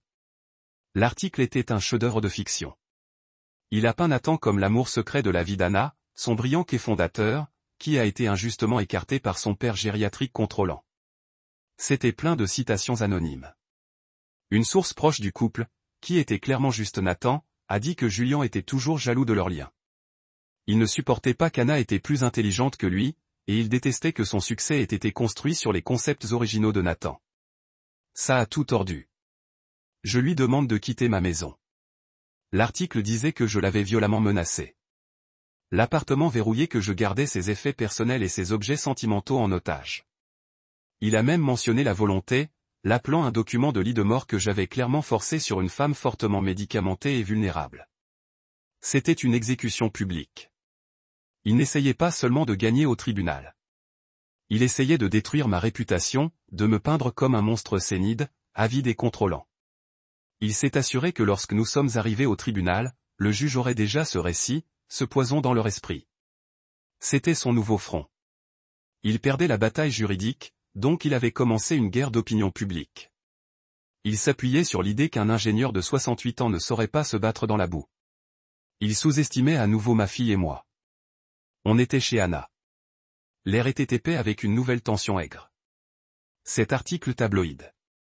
C'était comme une tache physique sur la pièce. Une couche de gris amincissant sur chaque surface minimaliste propre. Et l'horloge. L'horloge était notre ennemi. Nous avions jusqu'à 10 heures demain. 10 heures, c'est là que l'audience pour la requête de Nathan était prévue. C'est à ce moment-là qu'il, avec son avocat et sa décision de justice, pourrait légalement entrer ici, saisir tout, et nous enfermer pour de bon. Et tout comprenait maintenant le petit disque dur noir en état solide branché sur l'ordinateur portable de Madame Shaw, NR, assurance, et un simple curseur clignotant, un mot de passe. Que utiliserait-elle? Madame Shaw a demandé, sa voix basse. Réfléchis, Julien. Qu'est-ce qu'elle a? Qu'est-ce qui était fondamental? J'ai regardé la boîte blanche. Je suis ingénieur. Je pense dans les systèmes. Je pense en logique. Commencez par les bases. J'ai dit ma voix de la colère et du chagrin. Je me suis assis les doigts au-dessus du clavier. Son anniversaire le 12 mai. Anna 522. Je l'ai tapé. Appuyé sur Entrée. Un petit accès rouge refusé clignotait sur l'écran. Mon cœur s'est battu contre mes côtes. Très bien. Très bien. La compagnie. Elle aimait sa compagnie plus que tout. Éthique technique. La date de fondation. Tech Ethic Davis 17. Je l'ai tapé dans mes doigts, froissant légèrement. Accès refusé. Essayez le nom de sa mère. Madame Shaw a suggéré sa voix serrée. Isabelle. Isabelle. Accès refusé. Isabelle Cole. Accès refusé. J'ai essayé mon anniversaire. Papa 1957. C'est Julien Cole. Ingénieur. Papa. Rien. Accès refusé. Accès refusé. Accès refusé. Ma frustration montait un sentiment d'étouffement chaud. J'ai frappé ma paume sur la table basse en verre. Le son aigu hélait dans la pièce tranquille. Merde, Anna. Pourquoi tu rendrais ça si dur? Le titre tabloïd m'a fait signe. Père gériatrique. Vraiment? Étais-je si mal à l'esprit de ma propre fille que je ne pouvais même pas deviner son mot de passe? C'était une génie, Julien, Madame Shaw a dit qu'elle n'était pas indigne. Elle n'aurait pas utilisé quelque chose de simple. Elle était cryptographe à cœur. Ce n'est pas simple. C'est personnel. Je pensais comme moi. Je pensais aux choses que nous avons partagées, aux choses que nous aimions. J'ai encore regardé l'étiquette, l'impression blanche. Assurance NR. Ce n'était pas un album photo de famille. Ce n'était pas un journal de ses espoirs et rêves. C'était une arme. C'était une assurance contre Nathan Reed. Le mot de passe ne serait pas quelque chose qu'elle aimait. Ce serait quelque chose qu'elle n'aurait jamais voulu oublier. Ce serait la raison pour laquelle elle a créé le disque. J'ai fermé les yeux. J'ai écarté le chagrin, la colère, l'humiliation publique. Je suis parti en 6 ans. Je ne me souviens pas qu'elle m'ait dit qu'il était parti. Je me souviens de la journée. C'était un jeudi. Il pleuvait. Elle est venue chez moi sans prévenir. Elle portait son vieux sweat à capuche gris Tech Ethic, celui dans lequel elle vivait pratiquement. Elle ne pleurait pas. C'est ce qui m'a fait peur. Elle était juste creuse. Elle s'est assise sur mon canapé, celle sur laquelle elle faisait ses devoirs, et elle a regardé l'écran de télévision vierge pendant presque 1 heure. Je suis resté assise avec elle. Je lui ai fait du thé. Elle ne l'a pas bu. Enfin, elle a parlé. Sa voix était plate. Il est parti. J'ai dit, Anna, chérie, je suis désolé. Non, papa. Elle a interrompu sa voix soudainement comme de la glace. Il n'est pas parti. Il a essayé de prendre l'algorithme. Il a essayé de le vendre à un concurrent. C'était le jour. Le jour où l'homme qu'elle aimait est devenu un ennemi mortel. Le jour où elle a cessé d'être une partenaire de confiance et est devenue une protectrice. Le jour où le plan d'urgence est né. J'ai regardé le curseur clignotant. Mes mains tremblaient, mais pas depuis l'âge, d'une certitude absolue. Ce n'est pas un mot, j'ai murmuré. C'est une cicatrice. Je me souviens de la date. Elle en avait parlé en passant. Depuis le 10 octobre 2018, je suis le seul propriétaire de mon avenir. Mes doigts bougeaient lentement, délibérément. Je n'ai pas tapé de nom. J'ai tapé un rencard. Un mémorial au jour où son cœur s'est brisé et sa colonne vertébrale a tourné en acier. 1-0-1-0-0-2-0-1-8. J'ai frappé la clé d'entrée une seconde. Rien. Le mot du lecteur. Mon cœur était dans ma gorge. Et puis un simple clic numérique. L'invite de mot de passe a disparu. Une icône de dossier unique est apparue sur le bureau, visible et claire contre le fond d'écran minimaliste d'Anna. Le nom en dessous était celui que j'ai vu sur l'étiquette, NR, Assurance. J'ai regardé Madame Shaw. Elle m'a regardé. Nous y étions. Nous étions devant la porte. Le moment de deviner était fini. Maintenant nous avons dû faire face à ce qui était à l'intérieur. Mon cœur battait tellement fort que je pouvais entendre le sang se précipiter dans mes oreilles. J'ai double-clic sur le dossier. Elle s'est ouverte instantanément. Il n'y avait pas de lettre d'amour. Il n'y avait pas de photo sentimentale. Ma fille, ma brillante, logique, ma fille d'ingénieur, avait laissé quelque chose de bien plus puissant. Le dossier contenait 3 sous-dossiers. Leur nom était froid, précis et terrifiant. Le premier a été qualifié de financier. Le deuxième, vidéo de sécurité chapitre 10h18. Le troisième, et celui qui m'a fait serrer l'estomac avec une peur soudaine malade, a été étiqueté médical scellé. Evelyne, je murmurais, ma voix. Regarde ça. Mademoiselle Shaw s'est penchée dans les yeux, tranchante et analytique, scannant l'écran. Par où commençons-nous, demanda-t-elle. Commencez par son mensonge de base, je dis, pointant vers le premier dossier. L'argent. Il affirme que l'entreprise était son idée. Mademoiselle Shaw a cliqué sur les finances. Ce n'était pas plein de mais.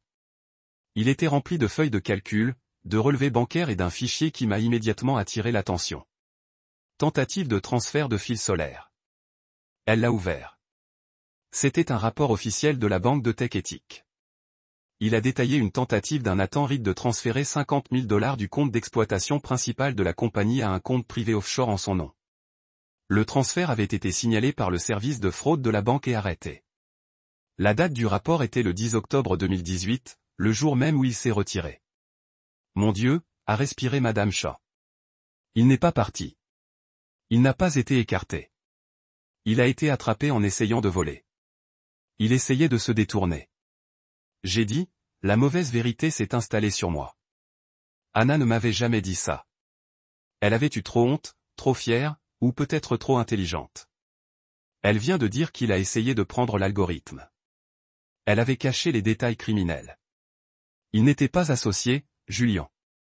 Madame Shaw a dit sa voix comme de la glace. C'était un voleur ordinaire. Elle a cliqué sur le dossier principal. Ce qui nous amène à ça. Son doigt planait sur le deuxième fichier. Vidéo de sécurité 10-108. C'est quoi?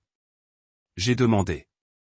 Selon le rapport, le transfert a été tenté à 9h. Miss Shaw a dit que ses yeux se rétrécissaient. Voyons ce qui se passait au bureau ce jour-là. Elle a cliqué sur le fichier. Ce n'était pas une longue vidéo. C'était un seul clip de 5 pouces de la caméra de sécurité à l'intérieur de la salle de conférence principale. Il n'y avait pas d'audio, mais il n'y avait pas besoin d'être. La vidéo a ouvert sur Anna, 6 ans plus jeune, assise à la tête de sa propre table de conférence. Elle semblait calme, composait sa colonne vertébrale droite. De l'autre côté d'elle était Nathan. Il n'était pas calme. Il était sur ses pieds, son visage pourpre de rage. Il criait. Ses mains étaient chauves dans les poings. Il faisait du piment, lui jetant le doigt dessus. À un moment, il a frappé sa main sur la table si fort que la caméra s'est secouée. Anna n'a pas flippé. Elle était assise là à le regarder, son expression illisible. Puis elle poussa calmement un seul morceau de papier sur la table. C'était, j'ai réalisé, le rapport de banque. Nathan l'a regardé et son comportement a changé. La rage s'est évaporée, remplacée par une nouvelle peur pâle et clameuse. Il a essayé de parler. Il a tenu ses mains. Anna s'est serré la tête une fois. Elle a pris son téléphone. Un moment plus tard, 2 grands gardes sont entrés dans la pièce. Ils ne l'ont pas touché. Ils se tenaient de chaque côté de lui. Nathan regarda Anna une dernière fois, son visage un masque d'incrédulité et de haine. Puis, vaincu, il a saisi sa mallette. Les 2 gardes l'ont escorté hors de la pièce. La vidéo s'est terminée. Je regardais l'écran noir. C'était la vérité. Pas un désaccord, pas une rupture triste, pas un retrait amiable. Il s'agissait d'un tir, d'une fin pour cause, d'un humiliant escorté hors des locaux pour tentative de vol. Toute son histoire, toute son affaire judiciaire, c'était un mensonge. L'histoire de fiancé était un écran de fumée fabriqué désespérément pour cacher le fait qu'il était juste un ex-employé mécontent et un criminel. Madame Shaw était silencieuse pendant 30 secondes. Son visage était sombre. Elle a fermé la fenêtre vidéo. Elle a regardé le 3e dossier. La clinique est scellée. Quoi qu'il y ait là-dedans, elle a dit sa voix basse. Et le clou final. Anna l'a mis là pour une raison. Elle a ensuite regardé son autre écran à l'article tabloïd avec son titre, Grieving fiancé fermé. Elle a examiné la requête du tribunal demandant l'accès à l'appartement. Un sourire lent, froid et dangereux s'est répandu sur son visage. C'était le sourire d'un prédateur qui venait de voir sa proie marcher directement dans un piège en acier. Emma Luke, dit-elle, sa voix est plus pure. Je voulais une audience publique. Elle m'a tourné ses yeux gris acier. On va lui en donner un. Donnons-lui la plus grande audience publique de toute sa vie pathétique. La salle d'audience n'était pas grandiose. C'était une petite pièce beige sans fenêtre qui sentait le vieux papier et l'air conditionné. Il a été conçu pour vider l'émotion des tragédies familiales afin de réduire les vies au dossier et au dossier. Mais l'air était électrique aujourd'hui. Il était emballé. L'article tabloïd avait fait son travail. Les journalistes étaient entassés au dernier rang, des cahiers prêts. Nathan s'est assis à la table adverse à 10 pieds. Il était une vision de la douleur tragique sobre. Il portait un simple costume sombre. Son visage était composé d'une expression de profonde tristesse. Il ressemblait à un homme forcé de revivre le pire jour de sa vie. C'était un acteur magnifique. Son avocat, Harrison, s'adressait au juge. Il n'était pas le requin d'entreprise froid du bureau de Madame Shaw. Aujourd'hui, il était un ardent défenseur du cœur brisé. Sa voix était riche, et elle remplissait la petite pièce de sincérité. Votre honneur, il disait, ses mains serrées, nous ne sommes pas ici pour l'argent. Nous sommes ici pour l'amour. Un amour tragiquement interrompu. Un amour qui a été systématiquement sapé par un tiers contrôlant et jaloux. Il ne m'a pas regardé, mais tous les yeux de la pièce, y compris les juges, ont tourné dans ma direction. Nathan Reed et Anna Cole n'étaient plus qu'un couple. Votre honneur, Harrison a continué, sa voix s'est évanouie. C'étaient des partenaires, des âmes sœurs. La brillante entreprise au cœur de cette dispute, l'éthique technologique, n'était pas seule à Anna. C'était à eux. Il est né de leurs rêves partagés, de leurs conversations de fin de nuit, de ses idées, de ses compétences techniques. Un partenariat symbiotique parfait. Je pouvais sentir la main de Mademoiselle Shaw sur mon bras, une légère pression qui me tenait ancré sur ma chaise.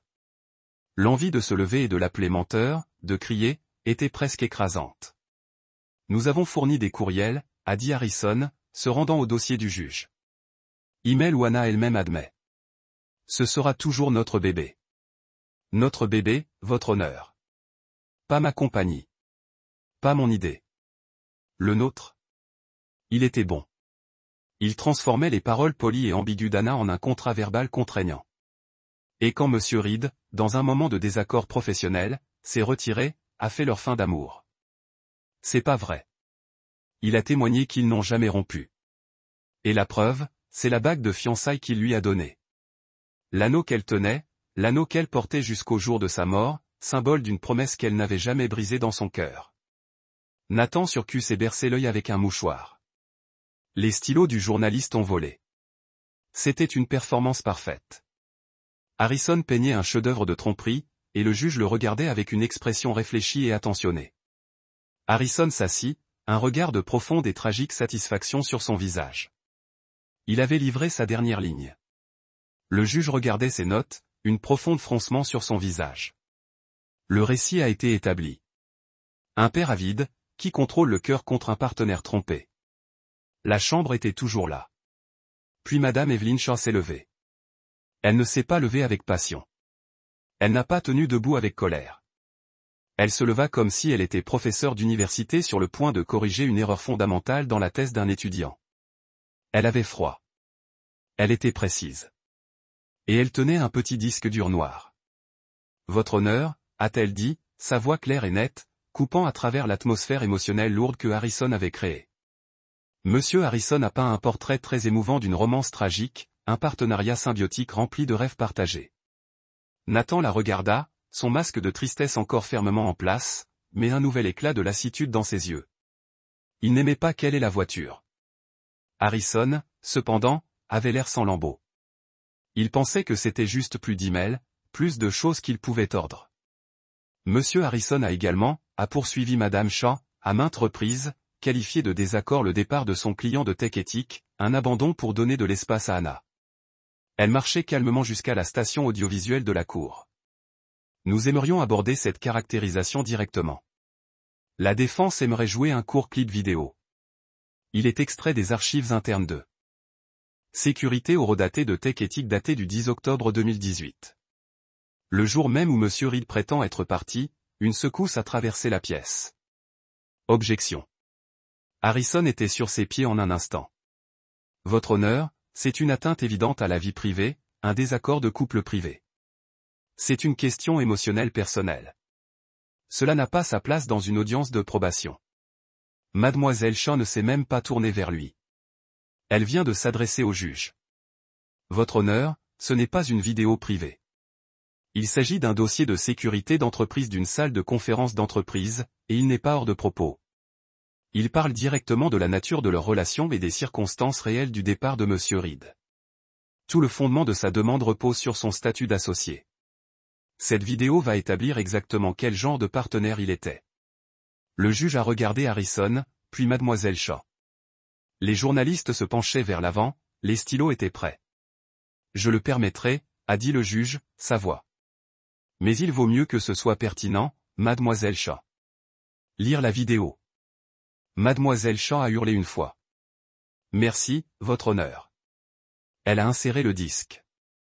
Un moment plus tard, les moniteurs dans la salle d'audience, ceux qui font face au juge, à la presse, et celui qui est directement devant Nathan, se sont mis à la vie. L'image était claire, haute définition. C'était la salle de conférence d'Anna. Il n'y avait pas d'audio. Ce n'était pas nécessaire. Il y avait Anna, 6 ans de moins, assise à la tête de la table. Elle était calme. Son dos était droit. Et il y avait Nathan. Il n'était pas calme. Il était sur ses pieds, son visage était sombre et laid. Il criait visiblement, la bouche tordue. Il faisait des pas. Il a jeté son doigt sur Anna. Puis, dans une rage, il a frappé sa paume ouverte sur la table polie si fort que la caméra elle-même vibre. Anna n'a même pas flippé. Elle s'assit juste là à le regarder, son expression d'une froide dernière déception. J'ai regardé le visage de Nathan dans la salle d'audience. Son masque de fiancé en deuil était parti. Son visage était pâle. Il regardait l'écran comme s'il regardait un fantôme. Sur l'écran. Anna a glissé calmement un seul morceau de papier sur la table. Je savais ce que c'était. Le rapport bancaire. Nous avons regardé comme vidéo. Nathan a arrêté de crier. Il a regardé le journal. Nous avons regardé tout son changement de comportement. La rage apoplectique s'est évanouie, remplacée par une peur soudaine, accablante, à visage blanc. Il a regardé Anna, sa bouche ouverte. Il a tenu ses mains comme en reddition. Il plaidait. Anna vient de le regarder. Elle s'est secoué la tête une fois, une seule dernière négative. Puis elle a pris calmement son téléphone de bureau. Elle a dit quelque chose et a raccroché. Quelques secondes plus tard, la porte de la salle de conférence s'ouvrit et 2 grands gardes en uniforme entrèrent dans la salle. Ils n'ont pas touché Nathan. Ils l'ont flanqué. Sur l'écran, Nathan regarda des gardes jusqu'à Anna. Son visage était une contorsion d'incrédulité, de haine et d'humiliation. D'effet, il a pris sa mallette. Les 2 gardes l'ont ensuite escorté, un devant, un derrière, hors de la pièce. La vidéo s'est terminée. Les écrans sont devenus noirs. La salle d'audience était absolument silencieuse. Tu aurais pu entendre une goutte d'épingle. Les journalistes fixaient, la bouche ouverte avant qu'ils se souviennent de commencer à écrire. Le juge regardait l'écran vide, son visage grincheux. Il tourna alors les yeux lentement vers Nathan. Nathan respirait beaucoup, ses doigts blancs sur sa propre mallette. Son masque a été brisé. Il a été exposé. Mademoiselle Shaw a laissé le silence pendant 3 secondes. Puis elle a parlé de sa voix à travers le silence. Votre honneur, c'était le désaccord. C'était ça, le départ. Ce que vous venez de voir n'est pas un partenaire qui quitte une relation. Vous avez été témoin d'un employé licencié, d'un employé qui a été escorté par la sécurité immédiatement après qu'il ait été pris en train de détourner $50 000 de la compagnie d'Anna Cole. Une bombe avait explosé. Harrison craignait. Votre honneur, ses préjugés. Mais c'était trop tard. Toute la narration avait été déchirée. Nathan était coincé. Il a été exposé. Il était ruiné et il a fait ce que tous les hommes ruinés font. Il a paniqué. Il a perdu le contrôle. Les moniteurs se sont mis à la vie. Harrison était sur ses pieds avant même que l'image ne s'installe. Objection. Votre honneur, c'est une violation flagrante de la vie privée. C'est une tactique de gotcha. C'est un moment émotionnel privé entre un couple enregistré sans le consentement de mon client. Les yeux du juge étaient fixés sur l'écran. Est-ce Monsieur Harrison ou est-ce une source de sécurité dans un bureau de la société qui est la propriété de la société? Asseyez-vous. Votre objection est notée et rejetée. Jouez le clip, Mademoiselle Shaw. Madame Shaw a hurlé une fois. La salle d'audience était morte silencieuse. Elle a appuyé sur la barre d'espace. L'image était nette en haute définition. Le estampille dans le coin lire octobre d'ITH, 2018 9h15 du matin. La salle de conférence a. Le technicien de la cour a démuté l'audio. Un petit bruit aigu a rempli la pièce. C'était la voix de Nathan. Mais ce n'était pas la voix lisse, tragique et brisée du cœur que nous avions entendue toute la matinée. C'était un snarlot ailé. Tu ne peux pas être sérieux. La vidéo de Nathan a crié. Il était sur la table. Anna, 6 ans de moins, s'est assise en face de lui, son dos parfaitement droit. Tu crois que tu peux me couper? Après tout ce que j'ai construit, tu n'es rien sans moi, Anna. Tu n'es qu'un codeur. J'étais la vision. C'est moi qui ai fait ça. La voix d'Anna quand elle est venue était si froide et calme, c'était brutal. La vision. Nathan, était-ce votre vision d'essayer de transférer $50 000 du compte principal de la compagnie à un compte offshore non sécurisé ce matin? Une chute d'épingle aurait sonné comme une bombe. Dans la vidéo, le visage de Nathan, qui avait été pourpre avec fureur, est devenu un gros blanc. Dans la salle d'audience à côté de moi, j'ai regardé Harrison faire exactement la même chose. L'avocat se tourna lentement pour regarder son client. Son client, qui regardait l'écran, sa bouche ouverte, qui respirait vite. Harrison ne savait pas. Il avait reçu le même paquet de mensonges que nous. C'était un co-conspirateur qui ne connaissait même pas la nature du crime. Que Nathan était sur l'écran. C'était une erreur d'écriture. Tu sais que je l'ai déplacé pour des liquidités. Il a été tenté grand Laracenie, Nathan, la voix d'Anna a répondu, le coupant. Et c'était la dernière dans une longue lignée de tromperies. Vous êtes viré. Donnez-moi votre carte et votre ordinateur portable. C'était le moment, l'explosion. Le visage de Nathan est contorsionné. Espèce d'ingrat, il a crié. Le mot résonnait.